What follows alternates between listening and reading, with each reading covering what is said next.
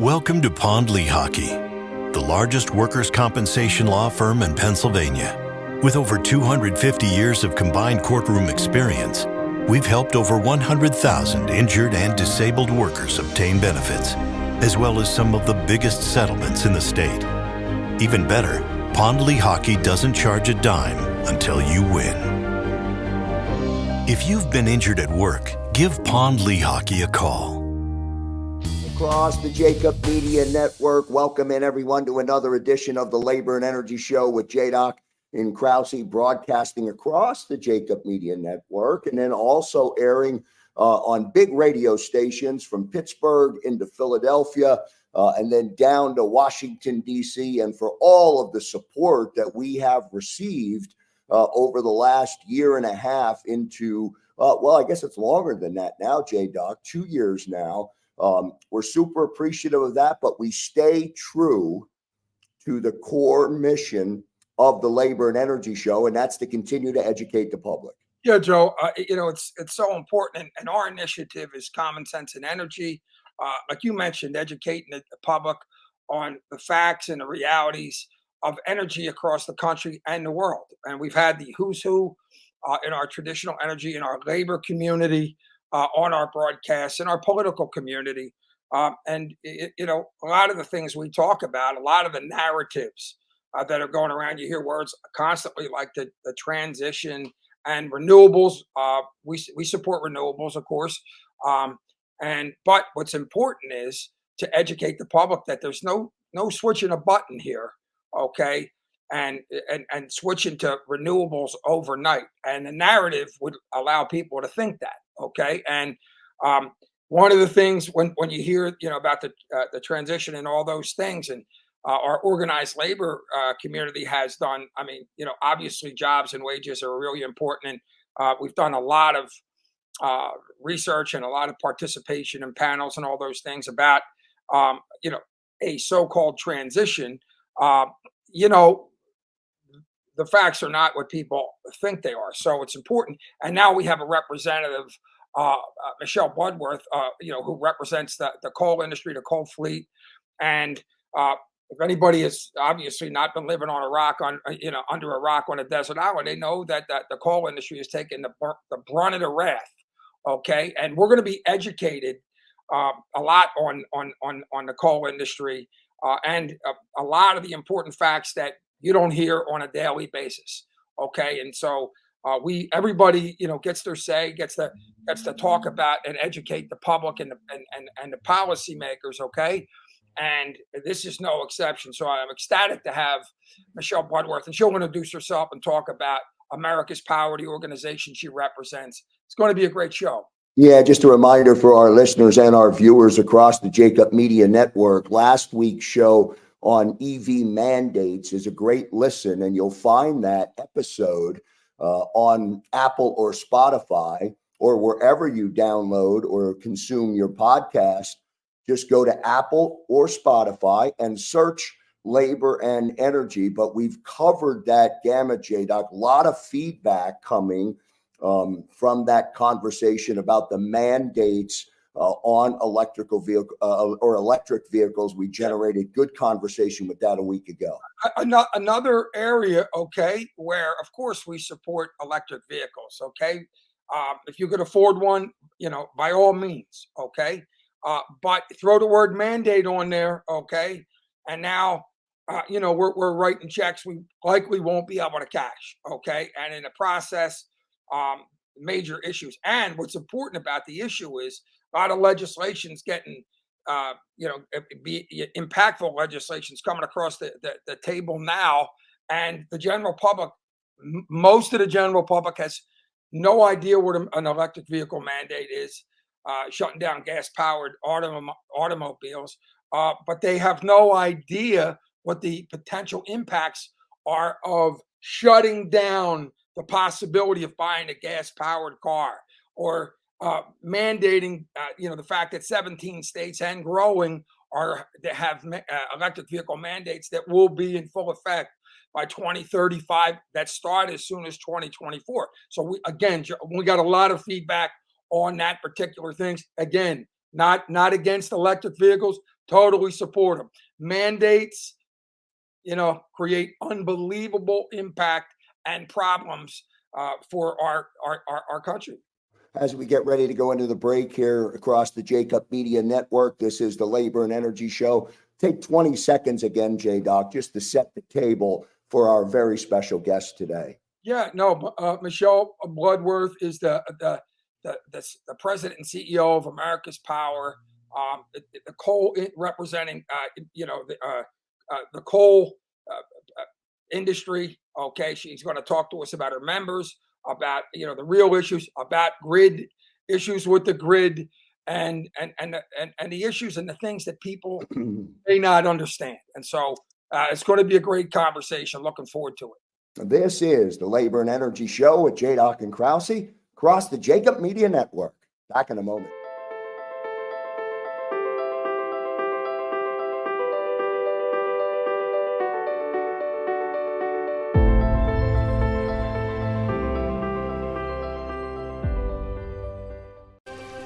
My name is Eleanor Northaft. My husband was in the union, Local 282. And as I'm getting older, I'd like somebody to fight for me. So I called up Retiree First. Hi. And I got Brooke. So nice to meet you. I'm Brooke. I'm an advocate at Retiree First. I've been working with Eleanor for 3 years. She was one of my first calls. I helped her with transportation to her doctors, getting her glasses reimbursed. Oh, they are pretty fancy. I'm basically just answering any questions she has. And I always have a lot of questions. Not too many. I have a friend there. I love it because I can depend on her to help me out in any situation. Oh, I'm excited. She always comes through for me. Do you stream on a Roku, a Fire Stick, Google TV, or Apple TV? Now you can watch 6ABC 24/7 with the 6ABC Philadelphia streaming app. Watch Action News live. And the big story on Action News. Plus special programming, breaking news, and severe weather updates. Tremendous amounts of rain. Always on, always the news team you trust. Watch 6ABC 24/7 on your streaming device. Search 6ABC Philadelphia and start streaming today.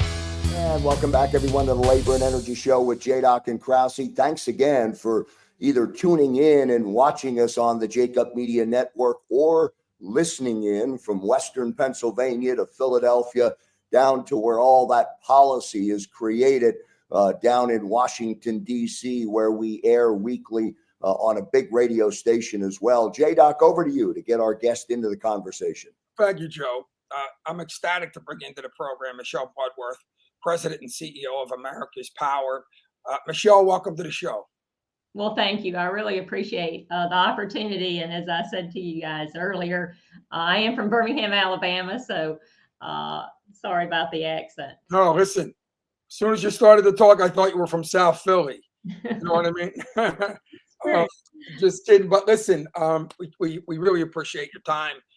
Like in our opening, we obviously our program, like Joe Kraus said, aims to educate our general public and our policymakers on the common sense and energy realities and the facts. Okay, the narrative, has in a sense been hijacked by extreme not in a sense, by extreme individuals, and we don't get into the rhetoric. We talk about the facts and the realities, so that the people, general public, can make decisions and form opinions on the true realities of what's really going on. Okay. And so having said that, if you would, Michelle, tell our listeners a little bit about obviously yourself and America's Power. Yeah. So America's Power is the only national trade association who is solely focused on coal, electricity, and also its supply chain. So our members consist of electricity generators, coal producers, transportation companies, and also equipment manufacturers who are involved in the coal supply chain. Certainly, the coal fleet has been the backbone of the U.S. electricity grid, certainly for decades.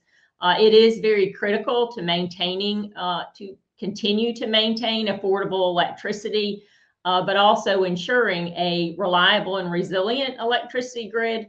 I think a lot of people don't recognize the fact that 41 states rely on coal for their electricity. And so it's certainly an integral part of allowing people, when they expect to flip the switch, the lights to come on. Exactly. And one of the other things that we try to do on the broadcast, but also in our organization, our nonprofit Advocacy United Energy Education and Awareness Council, is combine the resources of organized labor. Okay, we have a lot of labor leadership on our board, and our traditional energy sector. To combine resources, to get out, the information again, so people can form opinions and make decisions, okay, based on the facts. Okay, so let's first let me ask you, talk about your members' presence in Pennsylvania, West Virginia, Ohio, and Virginia. These are the states that the broadcast, airs in every week. Yeah, so we have a lot of members spanning from merchant generators in West Virginia, coal producers in West Virginia. Consol Energy is one of our members, which also has production in Pennsylvania. And Ohio is certainly also a large state, really with all facets of our industry, from those equipment suppliers to coal producers, to also electricity generators who sell into PJM, which is one of the largest wholesale markets, which Pennsylvania, Ohio are members of, and West Virginia. And so, Michelle, real quick, is there a different dynamic between the states, between that triangle of states, in terms of Ohio, West Virginia, and Pennsylvania? Well, there are, because obviously fossil fuel is an important part, both from a job standpoint and from the amount of generation that coal supplies in that region. As I mentioned, those states are a part of PJM. There are other states like Delaware, New Jersey, Maryland, who are retiring at a faster pace many of these fossil fuel resources. And so it's incumbent upon the three states, Maryland, West Virginia, Ohio. They provide a lot of that electricity when the sun's not shining and the wind's not blowing. And so they play an instrumental role, both from an economic development standpoint, but from ensuring reliable and affordable electricity. And having said that, I want, how much electricity is still generated? You mentioned 42 states, okay, but let's talk about potentially on a percentage basis. How much electricity is still generated by coal in the U.S.? So coal right now, last year provided about 20% of the electricity demand. Nuclear was about 33%, natural gas about 54%, and then wind, solar, and hydro less than 2% of the overall generation mix. Okay. Now, having said that, how many coal-fired plants have been retired in the last 5 years? How many are expected to be retired if things continue at this rate in the next 5 years? Yeah, so in 2010, the coal fleet was at its peak. We had about 317,000 megawatts. Fast forward today, we have about 188,000 megawatts in the United States. So that's more than 40% of the coal fleet has been retired. Now, when we look forward to 2030, approximately over 80,000 megawatts of coal generation. Utilities and owners have announced publicly that they plan to retire. But our biggest concern is the impact of 6 of these environmental regulations that could cause the closure of more dispatchable resources, not only coal, but also natural gas, which is what has these grid operators across the United States sounding these huge alarms about we are headed toward a reliability crisis. When you have someone like the CEO of the North American Electric Reliability Corporation, who is kind of the watchdog for reliability across the United States, when he sounds that alarm, Houston, we have a problem. People pay attention and people listen. And so it's really more about the math. We are losing dispatchable traditional thermal resources that aren't dependent on the weather at a faster pace than what we are adding wind and solar. But when you think about reliability, most people think we just need to have enough megawatts in the United States, but reliability is more than that.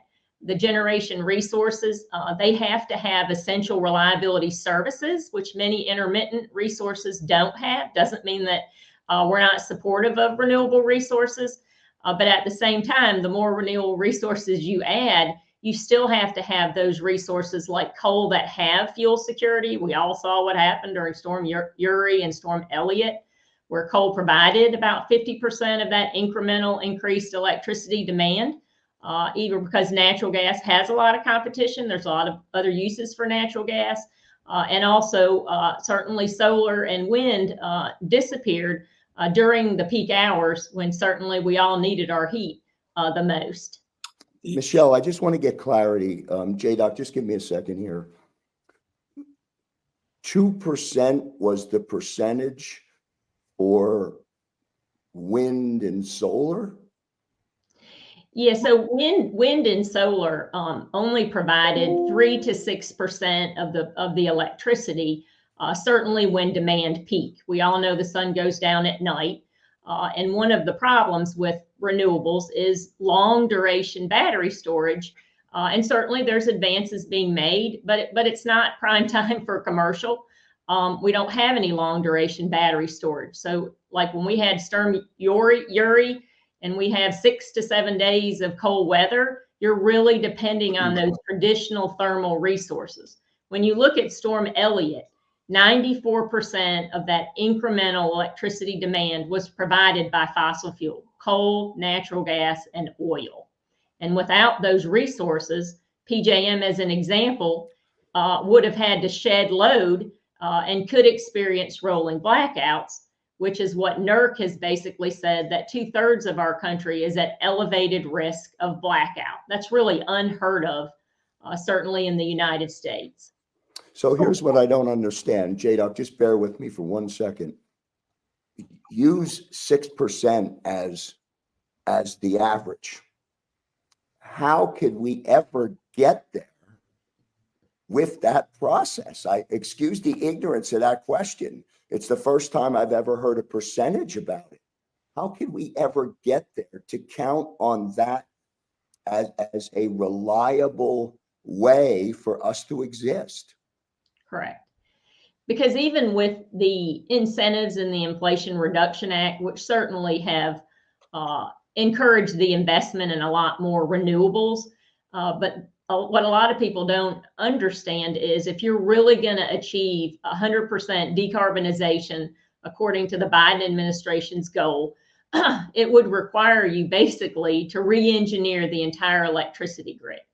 So the Electric Power Research Institute, which is very well respected in the United States, has estimated to achieve that 2035 decarbonization goal, you'd basically have to add 1 million megawatts of wind, solar, and battery storage. That's the size of the entire U.S. electricity supply, which would cost about $1 trillion. On top of that, you're going to have to build out a tremendous triple or quadruple the size of the existing transmission system. We know that nobody likes large voltage transmission. There's lots of permitting issues. It takes 10 to 15 years to get built. And so there's the cost on top of that as well.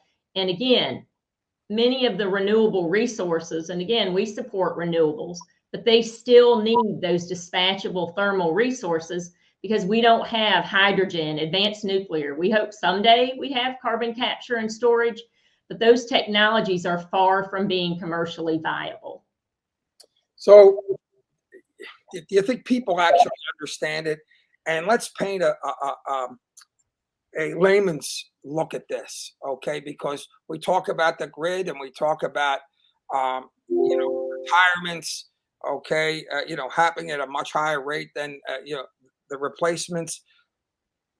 What does it look like from a layman, a member of the general public, somebody who just wants to, turn the air conditioner on in the summer, and of course, turn the heater on in the winter, Okay, because ever since I can remember, I could just go up, look at the thermostat, go one way or the other, and everything's everything feels cool and room temperature.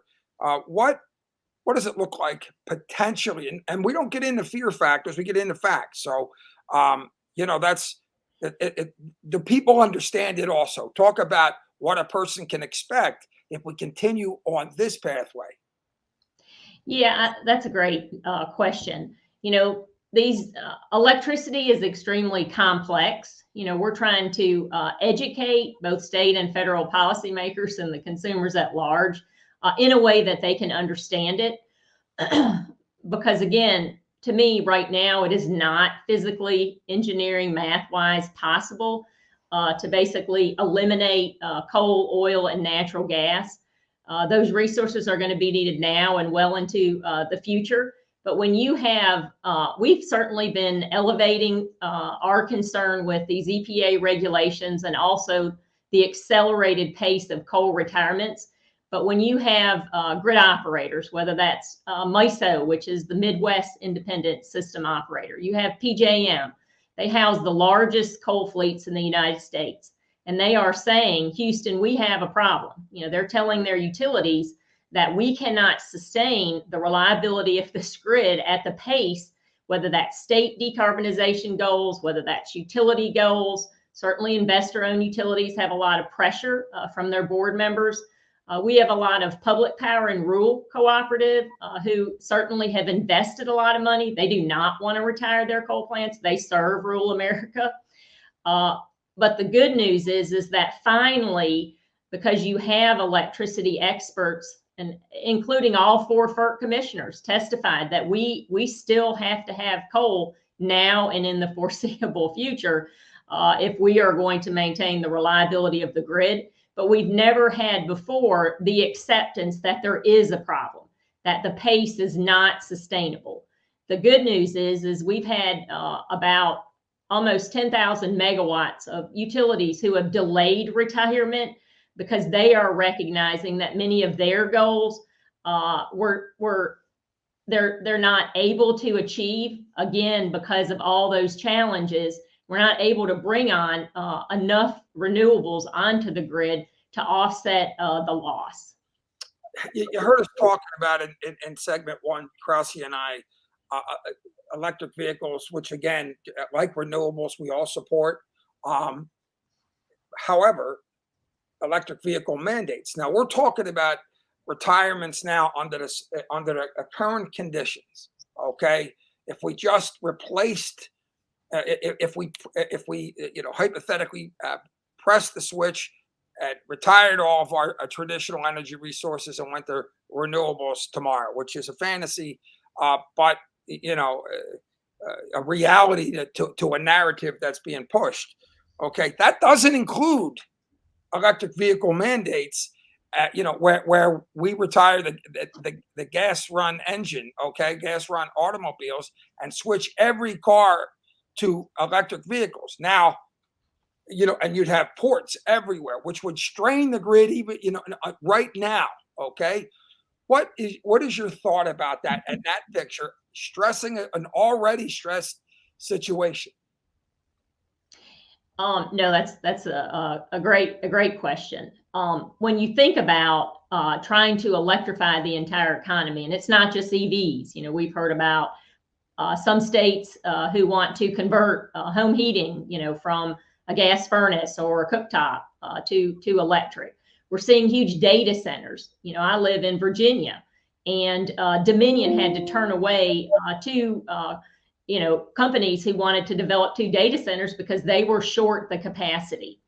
I mentioned I was recently on a panel with the CEO of PJM, certainly one of the largest grid operators in the United States. And they were forecasting in 2027 to 2028, and they used conservative growth in electricity demand, that they're going to see a retirement of about 40,000 megawatts. And when people asked him, do you think your estimate is conservative, given all of the electrification? And he said, yes, they expect the shortfall to be even greater. I mentioned in MISO in their 15 states, they are not only showing a shortfall, in 2024, they're showing that shortfall, meaning we don't have enough generation to basically keep the lights on between now and 2041. And they said they're expecting to have 40% increase in electricity demand, given all of these mandates, whether those are federal mandates, EVs, more than 50%. Certainly this administration expects to be built EVs instead of gasoline powered cars. And again, the fact that we're short now, that is only going to grow, which means we need more of these traditional resources because each resource complements each other in a different way. We don't need to eliminate any resource as we try to electrify the economy. This is the Labor and Energy Show with JDoc and Krausey. We'll take a break. Back in a moment. Welcome to Pond Lehocky, the largest workers' compensation law firm in Pennsylvania. With over 250 years of combined courtroom experience, we've helped over 100,000 injured and disabled workers obtain benefits, as well as some of the biggest settlements in the state. Even better, Pond Lehocky doesn't charge a dime until you win. If you've been injured at work, give Pond Lehocky a call. The best way to describe Anthony, David, and Jen are that they're my brothers. I met Anthony at LA Fitness because I noticed that he had a Teamster's bag and his dad was a Teamster leader. I'm a third generation son of labor. My grandmother worked in a factory. My mother and father were both Teamster members. I don't think there's a trade that I don't have a family member in. What's so big for me coming from a union background is what affects one member affects the entire membership. A lot of people can relate to the issues that individuals deal with. We pride ourselves on empathy. The big value that's always instilled in you if you grow up in a union household is the importance of brotherhood. People that lean on each other, that rely on each other. When we were building this business, having that background and knowing what matters most to the union members is really what we use to drive and build out Retiree First.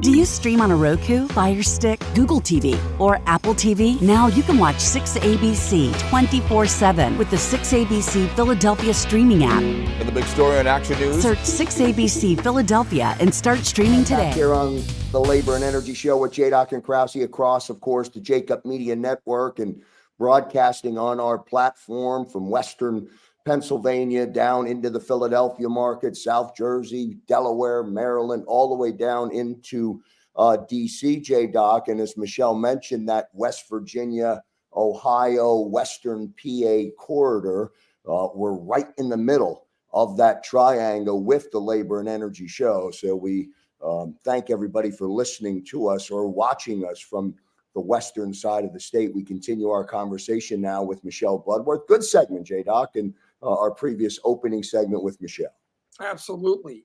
And, the information that we're providing right now is food for thought, ladies and gentlemen, and reality, and talking about maintaining our industries, okay, and working together. One of the things that we talk about a lot here is organized labor, our traditional energy sectors, and of course, our political leaders, our policy makers working together, and our renewable industries to create solutions, okay, that are not going to shut us down.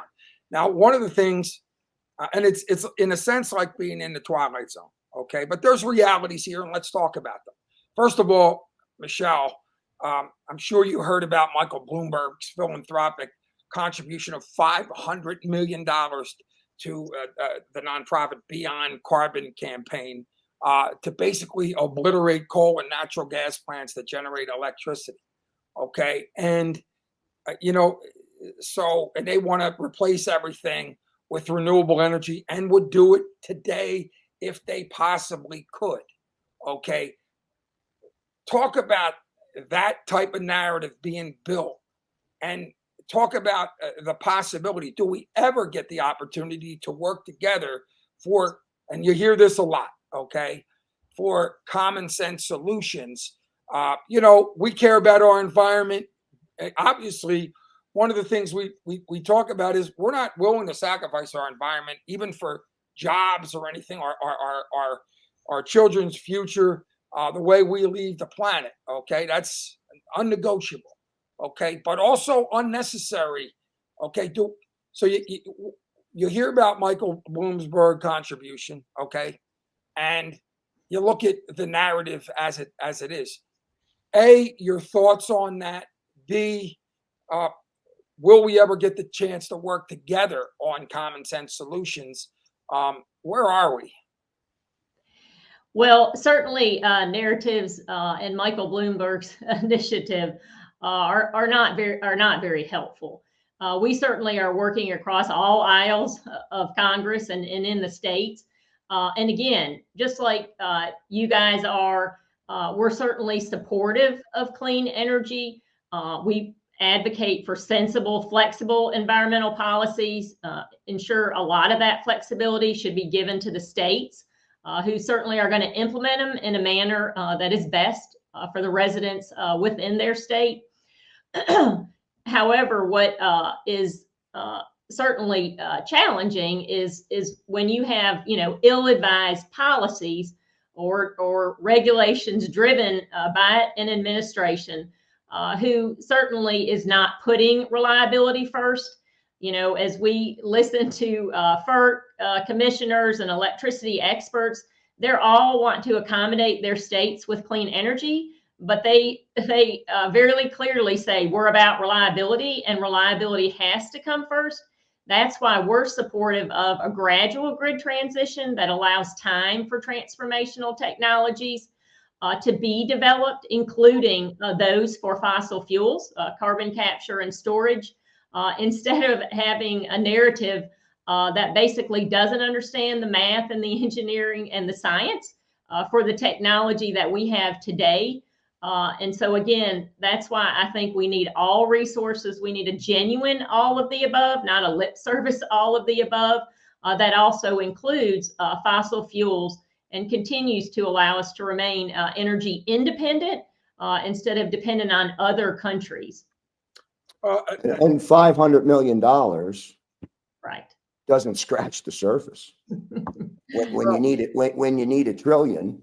Yep. So, but the public hears the number and they're wowed or indirectly influenced by that statement. That's what I think. I don't know whether that's right or not, but that's what I think.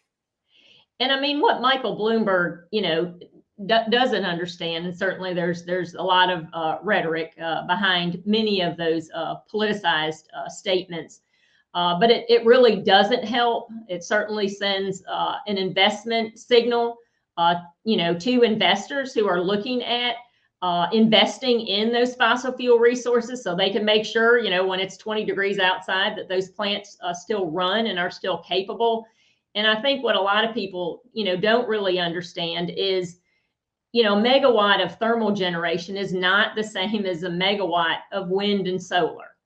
And so when you look at thermal resources, these electricity markets, they value that capacity, where coal provides has a 90% capacity factor. Wind, as an example, only provides 17%. So you have to build almost 10 times as much wind as you do a thermal resource, natural gas, coal, even nuclear.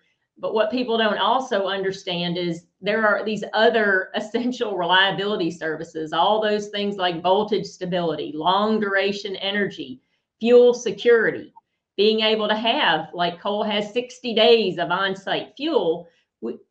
Renewable resources just don't have those attributes. Maybe someday we'll see long duration battery storage, but that's years and years and decades away.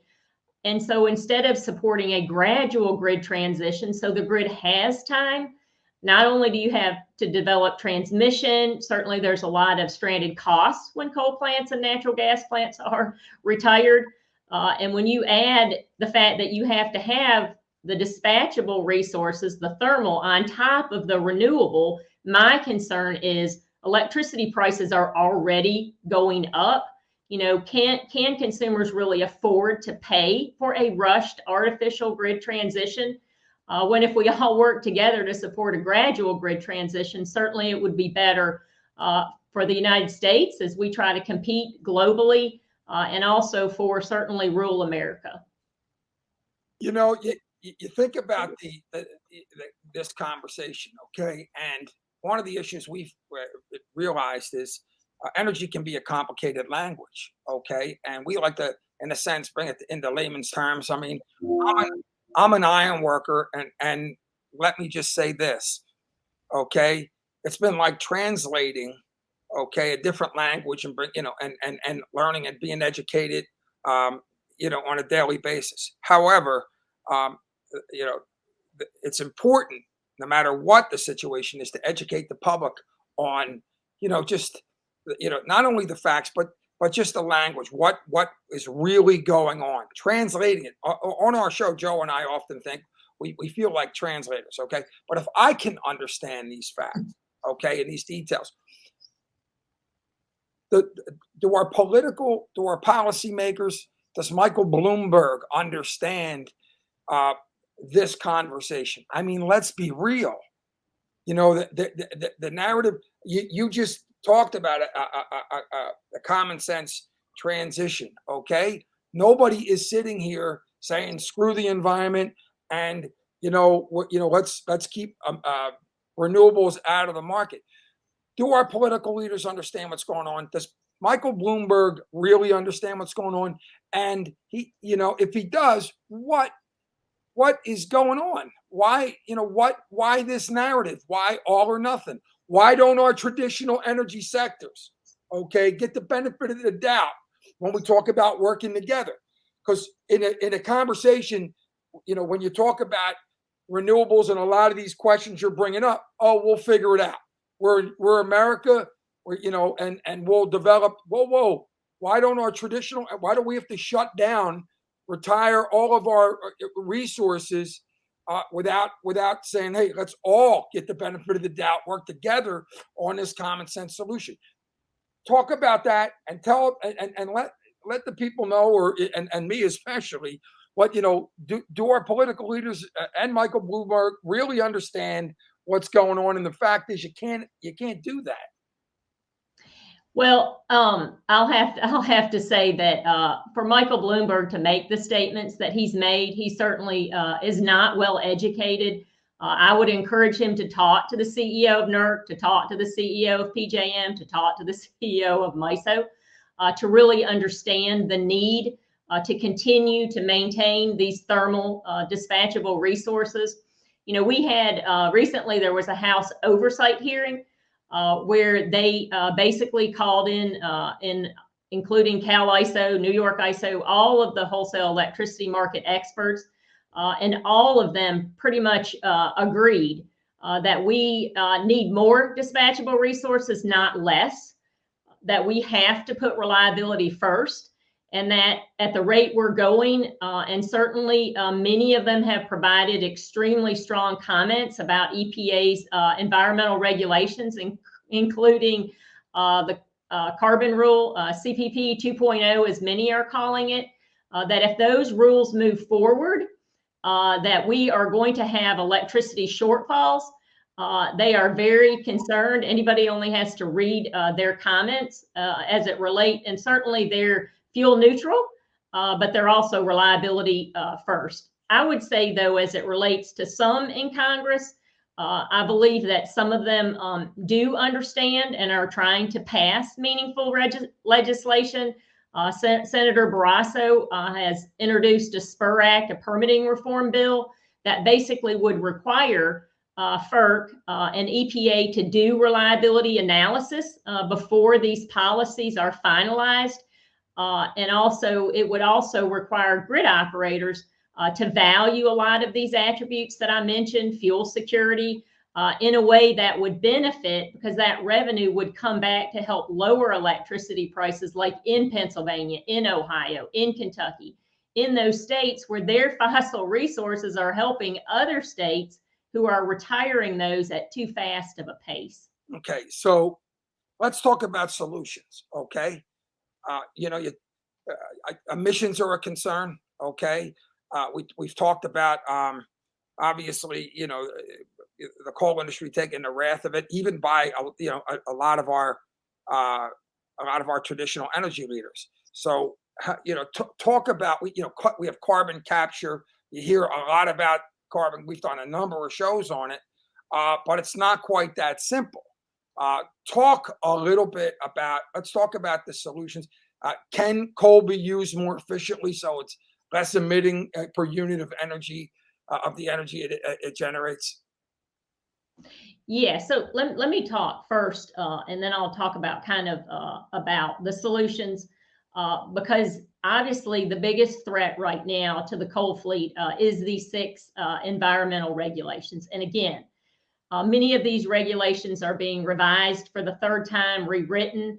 The coal industry and certainly coal generators, 4 of those environmental regulations under this administration certainly has been proposed within 3 months. Certainly that is very challenging and difficult to even understand the impact. But EPA themselves has estimated if the carbon rule, the Clean Power Plan, were to go into effect, basically the coal fleet would be virtually eliminated in 2035.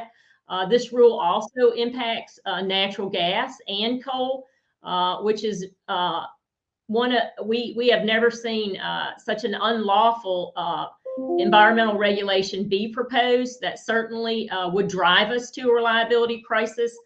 It requires units of owners of coal plants by date certain. If you want to operate beyond 2040, you would be required to install CCUS. And we're supportive of carbon capture and utilization. Certainly the Inflation Reduction Act has incentives, but those incentives are the first time. And to develop technology, we have 5 members who are pursuing CCUS projects, but they've been working on those about 10 years, and they need a lot more time and sustained investment instead of a regulation that would force that technology before it can be commercially and viably developed. CCUS it cannot be deployed on every coal plant. And that's why we want to make sure that we avoid premature coal retirements. People have spent a lot of money on environmental controls, over $1 billion, certainly on NOx, SOx, and other emissions. And so we're just advocating that EPA do that reliability analysis. And also, as it relates to the Clean Power Plan rule, we basically think that they need to rescind that rule and start over. And so, having said that, what don't people understand? Okay, because first we talk a lot about carbon capture. Obviously, it's expensive and it's going to be time consuming. But what should people know about our coal industry that they don't know? And by the way, since it's a primary environmental situation aside from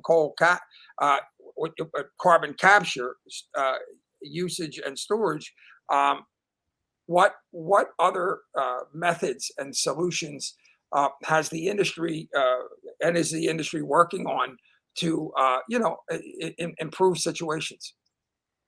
Yeah, so every coal plant in the United States has certainly state-of-the-art environmental controls, whether that's regarding coal ash, whether that's discharge water, whether that's reducing ozone, whether that's reducing NOx, whether that's reducing particulate matter. All of these coal plants, certainly they have a lot more state-of-the-art environmental controls than we see in China, which is adding 6 times more coal plants than we're retiring here in the United States. Exactly. China is the largest coal fleet in the world. So let's talk a little bit about China. Okay, we have, United States has reduced emissions. Okay, over the last 20 years, more than any country in the world, and the top countries together can't match what we've done. Yet, like you mentioned, we're in the process of shutting ourselves down. Okay, and yet China is doing the exact opposite. Okay, they're planning to build more coal-fired generation facilities over the next 5 years than the USA has in operation today. Okay, talk about that. A, how do your members feel about that? And it's like, in a sense, being in the twilight zone. And do people understand it? Yes, well, certainly, I have members who export coal across the world, and as they look at China, look what happened in Germany. I mean, Germany is trying to luckily, they didn't mothball all their coal plants. So they are bringing as many coal plants back online as possible. Certainly, we saw with the invasion of Russia into Ukraine, we saw what happened when electricity prices, when generation sources are scarce.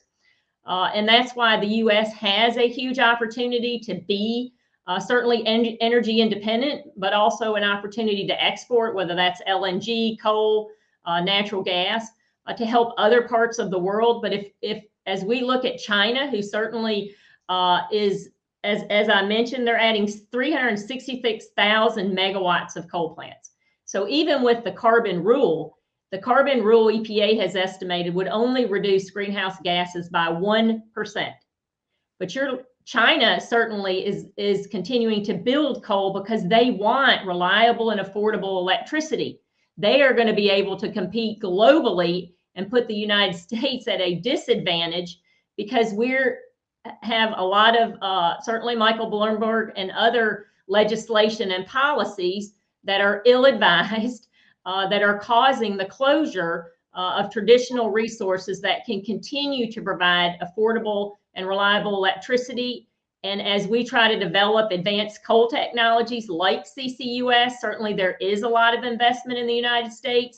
And as other states also support that technology, there is a lot of carbon infrastructure, pipelines that are going to have to be put in place with carbon capture. And so that's the other reason that it's going to take time and additional investment on top of the Inflation Reduction Act. Along with reform, okay? You mentioned how 15 years to get something going. The permitting reform situation, I mean, is so mandatory. We only have a couple minutes left, Michelle. I'd like to just ask you real quick about RGGI, okay? Regional Greenhouse Gas Initiative, okay? Obviously, here in Pennsylvania, it's been, a very controversial discussion. Okay, is RGGI in a sense, is it accelerating, to coal retirements faster than it needs to be? What is the narrative? How is it impacting your industry? Yes, we've been highly opposed to RGGI for a lot of different reasons. It's certainly going to drive jobs out of the state. It's just going to cause other coal plants to run at higher capacity factors outside of Pennsylvania, certainly losing revenue to the state of Pennsylvania. It has stymied investment. Homer City, which is one of certainly large employer in Pennsylvania and one of the largest coal plants in Pennsylvania, cited just the uncertainty about RGGI as to why they're going to close that coal plant, which certainly is not a good thing. RGGI is not going to cause any meaningful emission reductions of carbon in the state of Pennsylvania. There was an independent study who basically said that RGGI, if Pennsylvania were to join, it would quadruple electricity rates. And again, if you have the grid operator in PJM, that 13-state region, basically saying we're headed toward electricity shortfall, then that basically tells Pennsylvania we need all of the traditional and your wind and solar. We need more, not less. And before we go, because we have 30 seconds, once we retire these coal plants, do they ever come back? We have not seen a new coal plant built in a long time. And so we do have, I have members who have invested a lot to extend the life of those coal plants. But many of those owners, so no, once a coal plant is gone, it's gone. And we certainly don't want to have the same issues that Germany is having right now. Michelle Bloodworth, our special guest today on the Labor and Energy Show with JDoc and Krausey. Michelle, great job today. Well-informed, good information. If our listening audience or our viewing audience, JDoc, missed any of it today, or perhaps you consumed the entire show, but you want to rewatch it and re-listen to it and continue to educate yourself. Sometimes when I hear some of the stuff that's being said, it is just so mind confusing over, it distorts common sense to the point that I can't wrap my arms around why we're doing all this stuff. But anyway, good stuff today, Michelle. Thank you so much. Thank you so much. You guys do a great job. I appreciate it. We appreciate it, Michelle. Thank you. And we'll get to a break here on the Labor and Energy Show across the JDoc Media Network. JDoc and I will be back to wrap everything up.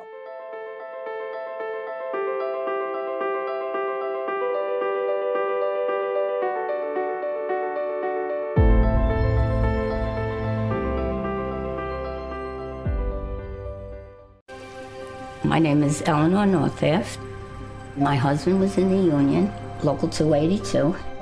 And as I'm getting older, I would like somebody to fight for me. So I called up Retiree First. Hi. And I got Brooke. So nice to meet you. I'm Brooke. I'm an advocate at Retiree First. I've been working with Eleanor for 3 years. She was one of my first calls. I helped her with transportation to her doctors, getting her glasses reimbursed. Oh, they are pretty fancy. I'm basically just answering any questions she has. And I always have a lot of questions. Not too many. I have a friend there. I love it because I can depend on her to help me out in any situation. Oh, I'm excited. She always comes through for me. Do you stream on a Roku, a Fire Stick, Google TV, or Apple TV? Now you can watch 6ABC 24/7 with the 6ABC Philadelphia streaming app. Watch Action News live. And the big story on Action News. Plus special programming, breaking news, and severe weather updates. Tremendous amounts of rain. Always on, always the news team you trust. Watch 6ABC 24/7 on your streaming device. Search 6ABC Philadelphia and start streaming today. And back here on the Labor and Energy Show with JDoc and Krausey. Special thanks again, JDoc, to our guest today on the show. Man, it's so enlightening to be educated, but if this makes sense to say, it's also so confusing because we're making assumptions about things that aren't necessarily reality. And that's kind of what I take from our conversation and your interview with Michelle today. Yeah, well, I'll tell you, it's almost like being in the twilight zone. I mean, the extreme differences, okay, when you hear about Michael Bloomberg putting up $500 million to shut down, coal and natural gas plants to generate our electricity, okay, instead of working together on solutions, okay, like Michelle Bloodworth said, the retirements, okay, the plants that we're shutting down, okay, are not being made up by the renewables coming into the market, okay? And it's so important that we understand the consequences. Very hard and confusing, like you said, Joe. When you smart guy like Michael Bloomberg, you would think he's got to have, the common sense to understand the basic facts of this stuff. Let's get one thing straight. We care about the environment, okay? We need, our coal plants and our natural gas, plants that we need them to be obviously as environmentally, efficient as humanly possible. Okay, and we also need everybody to work together to create technologies like carbon capture. Okay. And other technologies that, listen, these big companies and these organizations have a lot of capital. You and I haven't heard anybody talk about, that they're against renewables. They're not. We should be working together and not risking our grid, not risking the security. I like the term energy security. Okay, so we need to work together to create common sense solutions, Joe, not extreme situations that are going to put our grid and therefore our general public in jeopardy, when it's unnecessary. You know what I say, JDoc? I say our elected officials have a responsibility to be educated on the topic and to then engage correctly based on the truth not based on a rhetoric or a created narrative by what Jim Snell referenced, the Green Mafia, I think it was, on one of our many shows that we've done with Jim. And I think that's the right way to end the Labor and Energy Show here with JDoc and Krausey across the Jacob Media Network. We thank everybody, of course, for tuning in, listening, watching, and subscribing. More to come as the year rolls on. This is the Labor and Energy Show with JDoc and Krausey. See you next time, everybody. The best way to describe Anthony, David, and Jan are that they're my brothers. I met Anthony at LA Fitness because I noticed that he had a Teamster's bag and his dad was a Teamster leader. I'm a third-generation son of labor. My grandmother worked in a factory. My mother and father were both Teamster members. I don't think there's a trade that I don't have a family member in. What's so big for me coming from a union background is what affects one member affects the entire membership.